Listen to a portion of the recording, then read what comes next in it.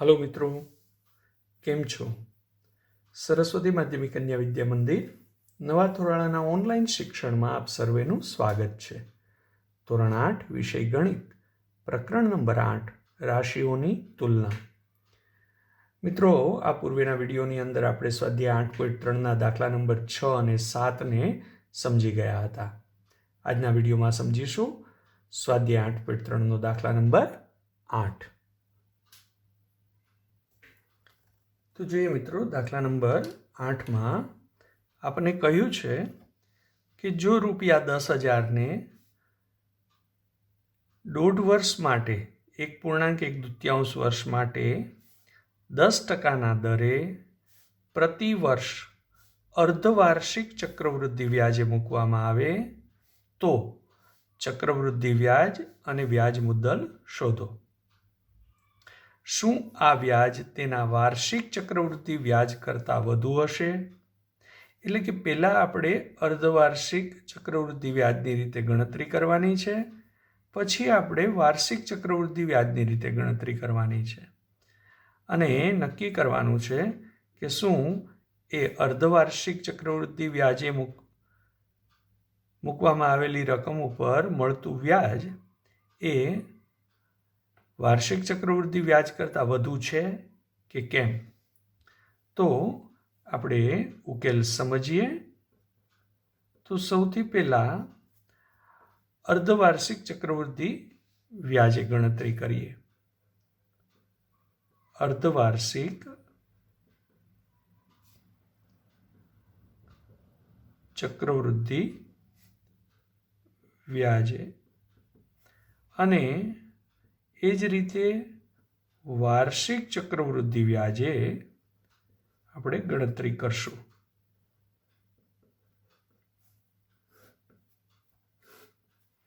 બંને રીતે આપણે ગણતરી કરીશું। તો જ્યારે અર્ધવાર્ષિક ચક્રવૃદ્ધિ વ્યાજે ગણતરી કરીએ તો આપણને શું આપેલું છે? પી આપેલું છે, મુદ્દલ 10,000 રૂપિયા,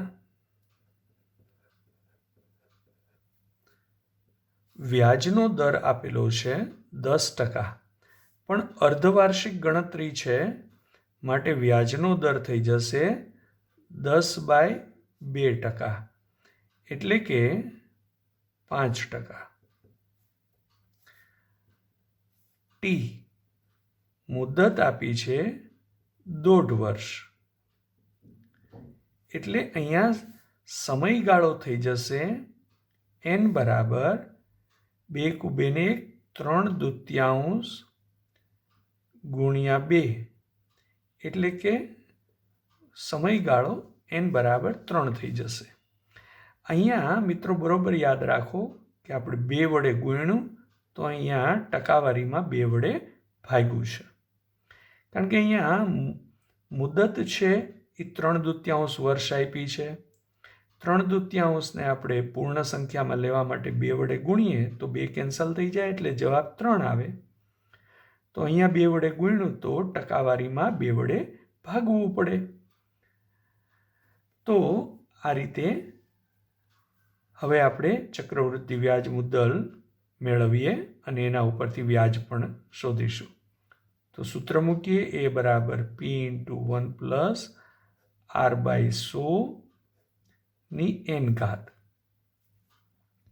કિંમત મૂકીએ, P એટલે 10,000, કૌંસમાં 1 + R એટલે 10/2 એટલે કે 5 છેદમાં 100 એની n ઘાત એટલે 3।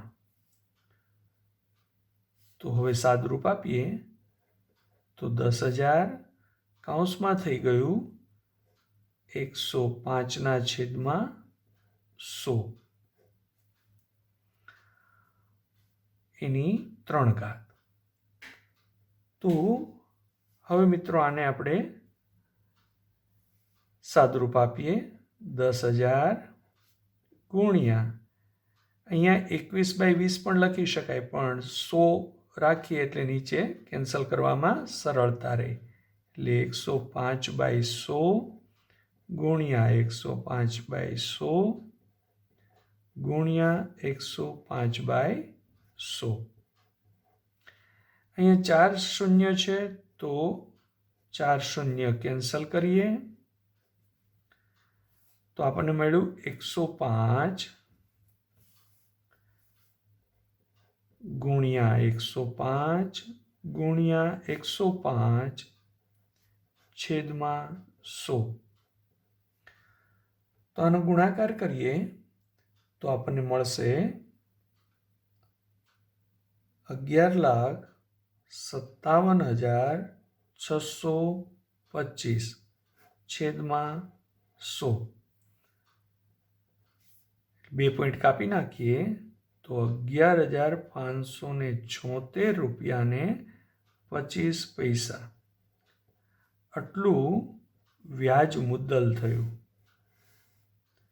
તો આપણે ચક્રવૃદ્ધિ વ્યાજ અને વ્યાજ મુદ્દલ બંને શોધવાનું હતું. તો આપણને વ્યાજ મુદ્દલ મળી ગયું. એના ઉપરથી આપણે ચક્રવૃદ્ધિ વ્યાજ મેળવી શકીએ, જેને આપણે CI કહીએ છીએ, જેનું સૂત્ર છે A-P. એ છે 11,576 રૂપિયાને 25 પૈસા માઇનસ P એટલે મુદ્દલ 10,000 રૂપિયા. તો આપણને એનો તફાવત મળે છે 1,576 રૂપિયાને 25 પૈસા. આ આપણું ચક્રવૃદ્ધિ વ્યાજ થયું. જ્યારે અર્ધવાર્ષિક ગણતરી કરીએ છીએ ત્યારે. હવે વાર્ષિક ચક્રવૃદ્ધિ વ્યાજની રીતે ગણતરી કરીએ તો P બરાબર 10,000 રૂપિયા, R બરાબર 10%, T બરાબર 1.5 વર્ષ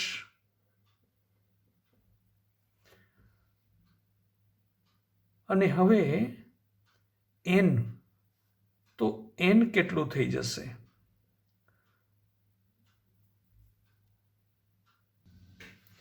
તો અહીંયા N માટે પ્રથમ 1 વર્ષ માટે અને પછી અડધા વર્ષ માટે. તો અડધા વર્ષ માટે આપણે N મેળવવું પડશે. તો બાકીના અડધા વર્ષ માટે N થઈ જશે અડધું વર્ષ, એને આપણે 2 વડે ગુણીએ એટલે N સમયગાળો 1 મળશે. અહીંયા 2 વડે ગુણ્યું છે માટે અહીંયા 2 વડે ભાગીશું. ક્યારે? અડધા વર્ષની ગણતરી કરીએ ત્યારે. પહેલાં 1 વર્ષ માટે ચક્રવૃદ્ધિ વ્યાજ મુદ્દલના સૂત્રમાં કિંમત મૂકીએ. તો સૂત્ર છે P × 1 + R/100 ની N ઘાત. હવે મિત્રો અહીંયા જોજો, ધ્યાન અહીંયા રાખવાનું છે. Pની કિંમત 10,000 કૌંસમાં 1 + R બરાબર 10 છેદમાં 100. હવે ઉપર N ઘાત, N બરાબર 1. પ્રથમ વર્ષ માટે N બરાબર 1. વાર્ષિક ગણતરી છે એટલે પ્રથમ વર્ષ માટે સમયગાળો N બરાબર 1 થઈ જશે. એટલે અહીંયા પ્રથમ વર્ષ માટે N બરાબર 1 થશે. એવી જ રીતે અડધા વર્ષ માટે N બરાબર 1 થશે, પણ ત્યારે એને 2 વડે ગુણીએ છીએ એટલે અહીંયા 2 વડે ભાગવું પડશે. એટલે ગુણ્યા 1 + R એટલે થઈ જશે 10/2 છેદમાં 100 અને N બરાબર થઈ જશે 1. અડધું વર્ષ હતું, અડધાને 2 વડે ગુણ્યું એટલે સમયગાળો 1 થઈ ગયો. તો અહીંયા 2 વડે ગુણ્યું તો અહીંયા 2 વડે ટકાવારીમાં ભાગવું પડે. બરોબર છે મિત્રો? સમજાયું? આ અડધા વર્ષનું છે, આ આખા વર્ષનું છે. બેયનું ભેગું કરીએ તો 1.5 વર્ષનું થયું. મુદ્દલ 10,000 છે. બસ હવે સીધી ગણતરી કરીએ. અન્યથા આપણે શું કરત? 1 વર્ષનું પહેલાં વ્યાજ મુદ્દલ શોધત અને પછી અડધા વર્ષ માટે સાદું વ્યાજ મેળવી દેત. એવી રીતે પણ કરી શકાય, પરંતુ આપણે સીધા સૂત્રમાં કિંમત મૂકીએ તો આપણને 10,000 કૌંસમાં 1 શૂન્ય કેન્સલ એટલે 10 એકુ 10 વત્તા 1 11/10 એની 1 ઘાત ગુણ્યા 2 છેદમાં આવી જાય એટલે થઈ ગયું 1 પ્લસ 10/200 એની 1 ઘાત. તો હવે મિત્રો સાદુરૂપ આપીએ તો 10,000 ગુણ્યા 11/10 અહીંયા 1 0 કેન્સલ 20 એકુ 20 વત્તા 1 એટલે 21/20 એની 1 ઘાત એટલે 1 વખત આપણે ગુણાકાર કર્યો. આ 2 0 કેન્સલ છેદમાં 2 છે તો 2 વડે ભાગ ચલાવીએ 2 ગુણ્યા 50 તો હવે આપણને મળ્યું 50 ગુણ્યા 11 ગુણ્યા 21. તો મિત્રો આનો જ્યારે આપણે ગુણાકાર કરીશું ત્યારે આપણને મળશે 11,550 રૂપિયા. તો આપણને એ મળ્યું વ્યાજ મુદ્દલ 11,550 રૂપિયા. હવે આપણે જોઈએ છીએ ચક્રવૃદ્ધિ વ્યાજ. તો અહીંયા સૂત્ર મૂક્યું એ જ રીતે સૂત્ર મૂકીએ. CI બરાબર A માઇનસ P. એ એટલે 11,550 માઇનસ P એટલે 10,000. તો આપણને મળ્યું 1,550 રૂપિયા.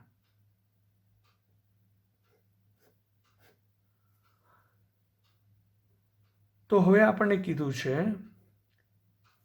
કે શું આ વ્યાજ તેના વાર્ષિક ચક્રવૃદ્ધિ વ્યાજ કરતાં વધુ હશે. વાર્ષિક ચક્રવૃદ્ધિ વ્યાજ છે એ 1,550 રૂપિયા મળ્યું અને અર્ધવાર્ષિક ગણતરી કરી તો 1,576 રૂપિયાને 25 પૈસા મળ્યું. તો શું આ વ્યાજ વધુ હશે? તો આપણે કહી શકીએ કે હા. અર્ધવાર્ષિક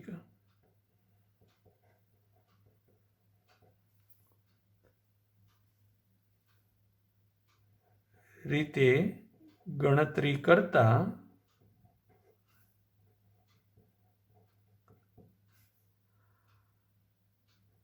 તે વાર્ષિક ચક્રવૃદ્ધિ વ્યાજ કરતાં વધુ છે. કેટલું વધુ છે એ મેળવવાનું આપણને કીધું નથી. માત્ર શું આ વધુ છે કે નહીં તો આપણે કહી શકીએ કે હા એ વધુ છે, કારણ કે 1,576 રૂપિયાને 25 પૈસા એ 1,550 રૂપિયા કરતાં અધિક છે. માટે આપણે કહી શકીએ કે જો અર્ધવાર્ષિક રીતે ચક્રવૃદ્ધિ વ્યાજની ગણતરી કરીએ તો એ વાર્ષિક ચક્રવૃદ્ધિ વ્યાજ કરતાં વધુ વ્યાજ મળે. આપણે અહીંયા જોઈ શકીએ છીએ કે આ અર્ધવાર્ષિક ગણતરી કરી તો 1,576 રૂપિયાને 25 પૈસા વ્યાજ મળ્યું અને વાર્ષિક રીતે ગણતરી કરી તો 1,550 રૂપિયા વ્યાજ મળ્યું. તો આ રીતે વાર્ષિક ચક્રવૃદ્ધિ વ્યાજની ગણતરી કરીએ તો એનાથી મળતું વ્યાજ છે વધારે મળે છે. સમજાયું મિત્રો? તો આ રીતે તમે દાખલા નંબર 8ને ટૂંકમાં ગણી શકો. અન્યથા આ જ્યારે વાર્ષિક ગણતરી કરીએ છીએ ત્યારે પ્રથમ 1 વર્ષ માટે અને પછી અડધા વર્ષ માટે સાદા વ્યાજે એમ ગણતરી કરીને બેનો સરવાળો કરી શકાય. પણ આપણે હવે આ જ રીતે દાખલાઓને સમજવાનો પ્રયત્ન કરીશું. હવે જોઈએ મિત્રો દાખલા નંબર 9ને સમજીએ. અહીંયા જોઈએ મિત્રો દાખલા નંબર 9ની અંદર કીધું છે કે જો રામ 4,096 રૂપિયા 12.5% પ્રતિ વર્ષના દરે વ્યાજે આપે તો તેને 18 મહિનાના અંતે કુલ કેટલી રકમ મળશે? ગણતરી કરવાની છે અર્ધવાર્ષિક ચક્રવૃદ્ધિ વ્યાજની રીતે. તો મિત્રો 18 મહિના એટલે 1.5 વર્ષ થયું. તો આપણે એ રીતે ગણતરી કરીએ. તો ઉકેલને સમજીએ. તો આપણને કેટલી બાબતો આપેલી છે? પી આપ્યું છે. પી બરાબર ₹4096. આર વ્યાજનો દર આપ્યો છે, પરંતુ આપણે ગણતરી અર્ધવાર્ષિક કરવાની છે. તો અહીંયા આર બરાબર ટકા કેટલા આપ્યા છે? 12 દુ 24 ને 25 દૂત્યાંશ. તો 25 દૂત્યાંશના અડધા લેવાના, કારણ કે અર્ધવાર્ષિક છે એટલે આપણે એને અડધા કરીશું. તો થઈ જશે આટલા ટકા આપ્યા છે, પણ જ્યારે ગણતરીમાં લેશું ત્યારે એના અડધા કરીશું. એટલે થઈ જશે 25/4%. અર્ધવાર્ષિક કરીએ ત્યારે. મુદત ટી આપ્યું છે 18 મહિના. 18 મહિના એટલે 1.5 વર્ષ. 1.5 વર્ષ એટલે 3/4 વર્ષ. તો એના માટે સમયગાળો એન કેટલો થશે? તો કે 3/4 ગુણ્યા 2, કારણ કે 2 કેન્સલ થઈ જાય એટલે મુદતનો સમયગાળો એન બરાબર 3 થયો. અહીંયા જેમ 2 વડે ગુણાકાર કર્યો એમ અહીંયા આપણે ટકાને 2 વડે ભાગ્યું. બરોબર છે? હા. આ વાર્ષિક છે, આ અર્ધવાર્ષિક છે. તો પી છે અર્ધવાર્ષિક માટે, આર છે, એન છે. તો આપણે શું શોધવું છે? એ શોધવું છે, કારણ કે 18 મહિનાના અંતે કુલ કેટલી રકમ મળશે? એટલે કુલ રકમ એટલે વ્યાજ મુદ્દત. તો એ શોધવું છે. તો મિત્રો એનું સૂત્ર મૂકીએ. એ બરાબર પી ઇન્ટુ 1 + r/100 કિંમત મૂકીએ. પી એટલે 4096 કૌંસમાં 1 વત્તા. હવે આર કયો લેશું? અર્ધવાર્ષિક ગણતરી છે એટલે વાર્ષિકનું અડધું. વાર્ષિક 25 દૂત્યાંશ છે, એનું અડધું કરીએ એટલે 25 ચતુર્થાંશ. 25/4/100 અને ઘાત એન. એન એટલે સમયગાળો 3. તો શું થઈ જશે મિત્રો? કૌંસનું સાદુરૂપ આપીએ તો 4096 કૌંસમાં 4 છે એ નીચે જતા રહેશે. તો 1 વત્તા 25/4 ગુણ્યા 100 એટલે 400 થઈ જશે. કૌંસ ઉપર 3 ઘાત.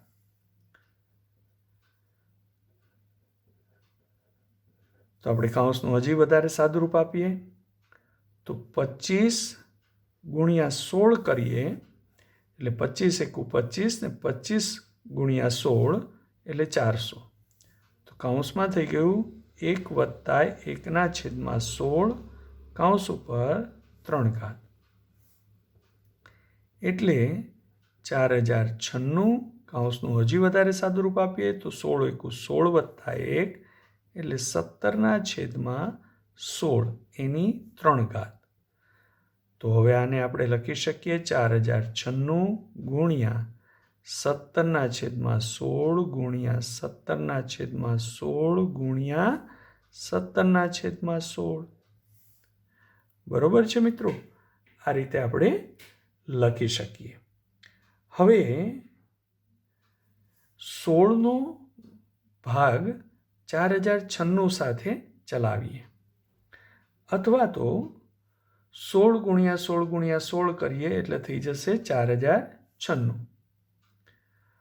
તો ગમે તે રીતે તમે આનો છેદ ઉડાડી શકો છો. તો હવે થઈ ગયું 4096 ગુણ્યા 17 ગુણ્યા 17 ગુણ્યા 17 છેદમાં 16 ગુણ્યા 16 ગુણ્યા 16 એટલે થઈ ગયું 4096. તો આ બે કેન્સલ થઈ ગયા, માટે મળ્યું 17 ગુણ્યા 17 ગુણ્યા 17. તો હવે એનો ગુણાકાર કરીએ તો મળશે 4913 રૂપિયા. તો આ ચક્રવૃદ્ધિ વ્યાજ મુદ્દલ થયું. તો એનો અર્થ એ થયો કે 18 મહિનાના અંતે કુલ કેટલી રકમ મળશે? તો આપણે કહી શકીએ આમ 18 મહિનાના અંતે રૂપિયા 4913 મળશે. બરોબર છે? આટલા રૂપિયા એને વ્યાજે આપ્યા હતા. 18 મહિના પછી 4913 રૂપિયા એને વ્યાજ સહિત મળે છે. તો સમજાયું મિત્રો?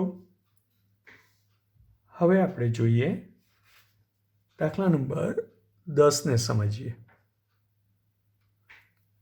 તો મિત્રો દાખલા નંબર 10માં આપણને કહ્યું છે કે એક સ્થળની જનસંખ્યા વર્ષ 2003માં 5% પ્રતિ વર્ષના દરે વધીને 54,000 રૂપિયા થઈ જાય છે. તો 2001માં જનસંખ્યા કેટલી હશે અને 2005માં જનસંખ્યા કેટલી હશે? 2003માં આપણને જનસંખ્યા આપી છે 54,000 રૂપિયા. તો 2001માં શોધવી છે. એનો અર્થ એ થયો કે 5%ના દરે વધીને 54,000 થઈ જાય છે. તો આપણને શું આપ્યું છે મિત્રો એ વિચારો અને શું શોધવું છે. આપણને પહેલા પેટા પ્રશ્ન માટે 2001ની જનસંખ્યા આપી હોય તો એની જનસંખ્યાને આપણે મુદ્દલ લઈ અને 5%નો દરે વધારો લઈએ તો બે વર્ષમાં 2003માં એ કેટલી જનસંખ્યા થશે એ આપણે મેળવી શકીએ. પણ અહીંયા તો વર્ષ 2003માં જનસંખ્યા આપી છે જે વધીને મળેલી છે 54,000 રૂપિયા. તો એનો અર્થ એ થયો કે આ 54,000 છે એ આપણું વ્યાજ મુદ્દલ થયું. બરોબર? જુઓ, 2001માં કોઈ જનસંખ્યા હોય એની અંદર વધારો થતાં 2 વર્ષના અંતે 2003માં વ્યાજ મુદ્દલ એ જનસંખ્યા થઈ ગઈ 54,000. એટલે એ આપણું જનસંખ્યાનું વ્યાજ મુદ્દલ થયું. અને સમજાય છે મિત્રો? વ્યાજનો દર આપ્યો છે પ્રતિ વર્ષ 5%. અને મુદ્દત ટી કેટલી આપી છે? તો 2001થી 2003 એટલે 2 વર્ષની મુદ્દત આપી છે. એનો અર્થ એ થયો કે 2001માં એની જે જનસંખ્યા હશે એ જનસંખ્યામાં 5%ના દરે 2 વર્ષમાં વધારો થઈ અને 2003માં જનસંખ્યા 54,000 થઈ ગઈ. એનો અર્થ એ થયો કે આપણે મુદ્દલ શોધવાની છે કે 2001ની જનસંખ્યા કેટલી એને આપણે મુદ્દલ કહેશું. બરોબર છે? 2001ની જનસંખ્યા એ આપણી મુદ્દલ છે. તો હવે વ્યાજ મુદ્દલનું સૂત્ર મૂકીએ. એ બરાબર P × 1+R/100 n ઘાત. તો અહીંયા વાર્ષિક વધારો છે તો ટી બરાબર 2 વર્ષ છે તો n બરાબર પણ 2 મળશે. હવે આમાં આપણે પી શોધવું છે તો પહેલાં કિંમત મૂકી દઈએ પછી આને સામે લઈ જશું. તો એ બરાબર 54,000 આપેલું છે. પી શોધવાનું છે. કૌંસમાં 1 + R, R એટલે 5%, છેદમાં 100 અને કૌંસ ઉપર n બરાબર 2 તો આનું વધારે સાદું રૂપ આપીએ તો 54,000 બરાબર પી કૌંસમાં 105/100 વર્ગ. આને સામે જવા દઈએ એટલે આપણને મળશે પી. તો હવે પી બરાબર આ સામે ગયું એટલે 54,000, આ પીની સાથે ગુણાકારમાં હતું, સામે જાય તો ભાગાકાર થાય એટલે થઈ જશે 105/100 એની 2 તો ભાગાકારને ગુણાકારમાં દર્શાવીએ તો 54,000 ગુણ્યા 100/105 એની 2 કારણ કે આ ભાગાકાર છે એનો ગુણાકાર કરીએ તો વ્યસ્ત થઈ જાય. તો હવે આને લખી શકીશું 54,000 ગુણ્યા 100/105 ગુણ્યા 100/105. તો હવે મિત્રો સાદુરૂપ આપીએ આનું. સાદુરૂપ તમારી રીતે ગમે તેમ આપી શકો છો તમે.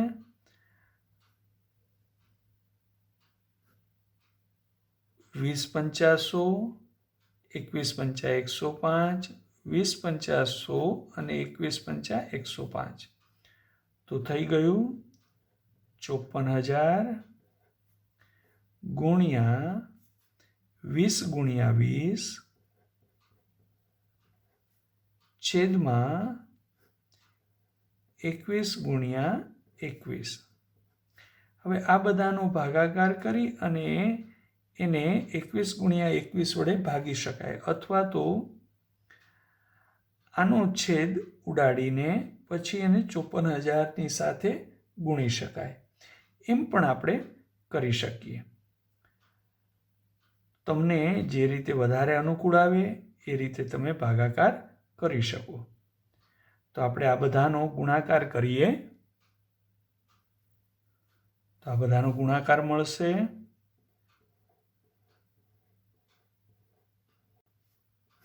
છેદમાં 441. હવે આનો છેદ ઉડાડીએ તો આપણને મળશે 48,979.59. હવે આ આપણું પી છે, પણ પી છે એ જનસંખ્યા છે. તો જનસંખ્યા અપૂર્ણાંકમાં ન હોય એટલે આપણે કહી શકીએ આશરે 2001માં જનસંખ્યા 79,980 છે એટલે 48,980 હશે એમ આપણે કહી શકીએ. બરોબર છે. હવે આપણને બીજો પ્રશ્ન કીધો છે 2005માં જનસંખ્યા શું હશે? તો 2003માં જનસંખ્યા આપી છે એ 2005 માટે મુદ્દલ થઈ જશે. બરોબર છે મિત્રો? તો હવે આપણે એની ગણતરી કરીએ. વર્ષ 2005ની જનસંખ્યા એની ગણતરી કરવી છે. તો એના માટે પી મુદ્દલ કેટલું થઈ જશે? 2003ની જે જનસંખ્યા છે 54,000 એ આપણા માટે 2005 માટે મુદ્દલ થઈ જશે. એટલે 2005ની જનસંખ્યાની ગણતરી કરતી વખતે 2003 આપણે અહીંયા દર્શાવીએ. વર્ષ 2003ની જનસંખ્યા એને આપણે પી કહીએ તો એ આપણને આપી છે 54,000 રૂપિયા. હવે 2003 થી 2005 એટલે સમયગાળો છે ટી બરાબર 2 વર્ષ, એટલે n બરાબર 2 થયું, કારણ કે વાર્ષિક ગણતરી છે. અને ટકાવારી આર બરાબર આપી છે 5%. 2005ની જનસંખ્યા શોધવી છે, એટલે કે આપણે શોધવું છે એ. બરોબર મિત્રો? તો હવે આપણે એનું સૂત્ર મૂકીએ. તો પી કૌંસમાં 1 + r/100 ની n ઘાત. કિંમત મૂકીએ તો પી બરાબર 54,000 કૌંસમાં 1 + 5/100 ની n ઘાત. n બરાબર થઈ જશે 2, એટલે આપણને મળ્યું 54,000 કૌંસમાં 105/100 નો વર્ગ, એટલે કે 54,000 ગુણ્યા 105/100 નો વર્ગ, એને 21/20 પણ લખી શકો અને 105/100 એમનેમ રાખો તો પણ ચાલશે. અહીંયા આપણે 3 0 છે એ કેન્સલ કરી નાખીએ તો આપણને મળશે 54 ગુણ્યા 105 ગુણ્યા 105 છેદમાં 10. તો હવે આનું સાદુરૂપ આપણે આપવું છે.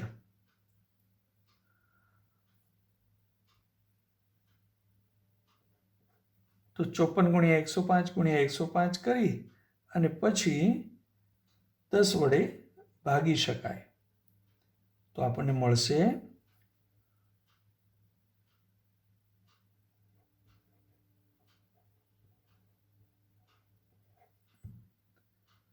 5,95,350 છેદમાં 10.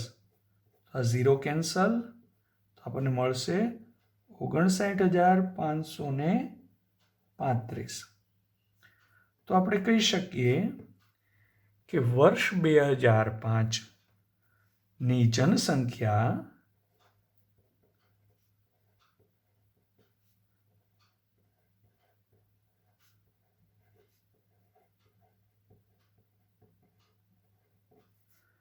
59,535 હશે.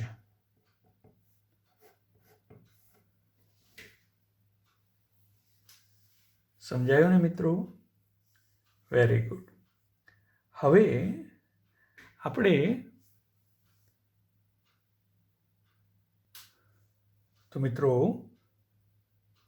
દાખલા નંબર 10 સુધી સમજી ગયા. હવે આવે છે દાખલા નંબર 11 અને 12. આ બંને દાખલાઓ તમે જાતે ગણવાનો પ્રયત્ન કરજો. આ તમારું હોમવર્ક છે. બરોબર મિત્રો? હા, આપણે જે રીતે 10 દાખલાઓ સુધી સમજ્યા એ જ રીતે તમારે દાખલા નંબર 11 અને 12 ને જાતે ગણવાનો પ્રયત્ન કરવાનો છે. તો મિત્રો, દરેક દાખલાનું વ્યવસ્થિત પુનરાવર્તન કરજો. અને અહીંયા આપણું સ્વાધ્યાય 8.3 એ દાખલા નંબર 12 પછી પૂર્ણ થાય છે અને સ્વાધ્યાય 8 પણ પૂર્ણ થાય છે. માટે નેક્સ્ટ ટાઈમ જ્યારે આપણે મળીશું ત્યારે નવા પ્રકરણની ચર્ચા કરીશું. તો મિત્રો, વ્યવસ્થિત પુનરાવર્તન કરજો. દરેક દાખલાઓને તમારી નોંધપોથીની અંદર નોંધી લેજો અને સ્વસ્થ રહેજો મિત્રો. આવજો.